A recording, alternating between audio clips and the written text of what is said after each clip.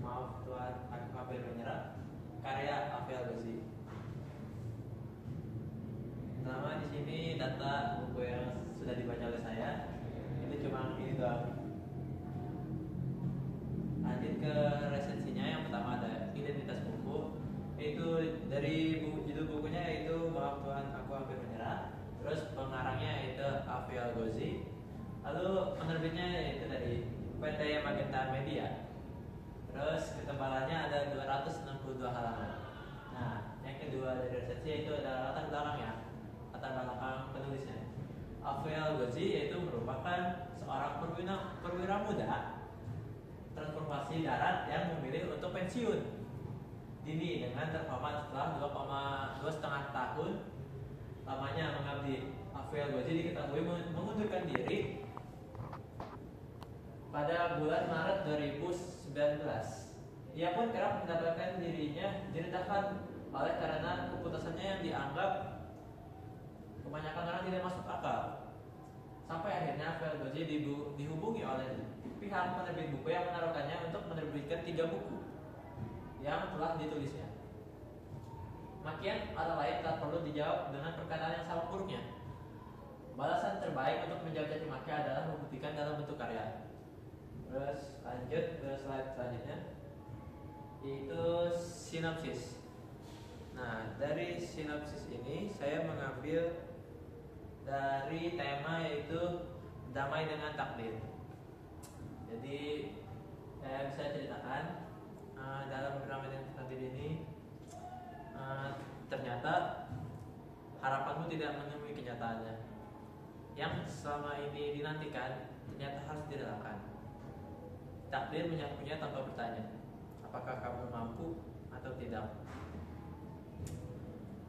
Begini, pandangan kita itu terbatas, tidak mampu melihat hikmah di balik rasa kesakitan. Dan seandainya harapan kita itu terpenuhi, apakah kita akan benar-benar bahagia? Apakah kita bisa memutuskan itu? Tentu saja tidak. Walau kadang butuh air mata untuk menerimanya, percayalah bahwa ketentuannya adalah yang terindah. Kita hanya perlu sedikit sabar lagi hingga kegembiraan itu benar-benar datang menampakkan dirinya. Dan seandainya kegembiraan itu tidak datang menghampiri kita, adakah yang lebih indah daripada hati yang kuat mengenal segala rasa sakit? Tidak ada. Dan di tema Berdamai dengan Takdir ini ada kutipan surat Al-Baqarah ayat 155 sampai 156 yang artinya, dan kami pasti akan menguji kamu dengan sedikit ketakutan, kelaparan, kekurangan harta, jiwa, dan buah-buahan. Dan sampaikanlah kabar gembira kepada orang-orang yang sabar, yaitu orang-orang yang apabila ditimpa musibah mereka berkata, Inna lillahi wa inna ilaihi rajiun. Sungguhnya kami milik Allah dan kepadanya lah kami kembali. Lalu ada juga kutipan hadis dari Mus'ab bin Sa'ad dari bapaknya.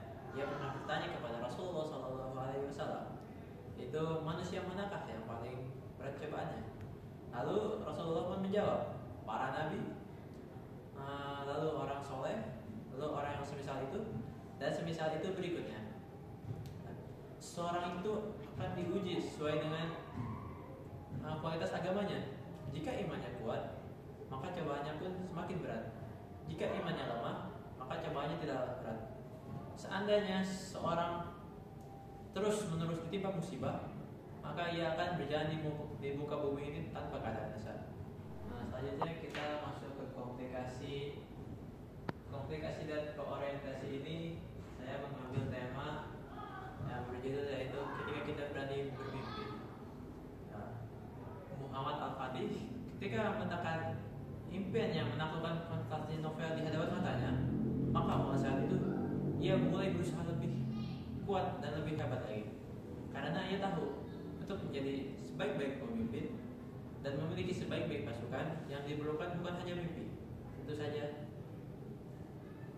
usaha yang kuat, tekad yang tak kenal rapuh, dan usaha yang tak kenal kata berhenti.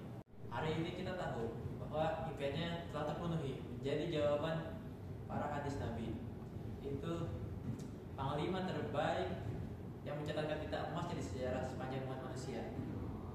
semoga dan kebaikannya terkenang abadi. Semoga Allah merahmati beliau. Maka jangan hanya berani bermimpi besar, tapi dia punya keberanian yang sepadan untuk mewujudkannya. Memang benar bahwa punya impian yang besar itu akan turut menyeret kita kepada petualangan-petualangan yang besar, yaitu petualangan yang bergaransi lelah dan hebat. Oleh karena itu, maka bersiaplah. Siapa yang tahu jauhnya perjalanan, maka ia akan lebih banyak menyiapkan berbekalannya. Nah, sekian dari sinopsis cerita yang saya ambil dari buku Maftuh Amir Penyiar ini. Kita lanjut ke slide berikutnya, yaitu ada kelebihan dan kekurangan bukunya. Yang pertama itu ada kelebihannya. Kelebihannya itu bagian sampulnya terlihat sederhana dan nyaman untuk dipandang. Jadi tidak terlalu rumit lah untuk buku-buku memotivasi seperti ini. Lalu yang keduanya menyelipkan sejumlah cerita tentang keteladanan Rasulullah SAW dan para sahabat yang diambil dari kisah Al-Quran dan hadis yang dimana saya sudah menceritakannya tadi. Lalu banyak mengandung kata-kata motivasinya. Lalu bagian kekurangannya itu buku ini tertuju khusus menargetkan umat muslim, karena buku ini memiliki motivasi khusus yang dimana agar kita lebih bertakwa kepada Allah dan lebih baik juga menjalankan kewajiban kita sebagai umat muslim. Lalu kekurangannya satu lagi yang dapat memenuhi buku ini hanyalah yang beragama Islam.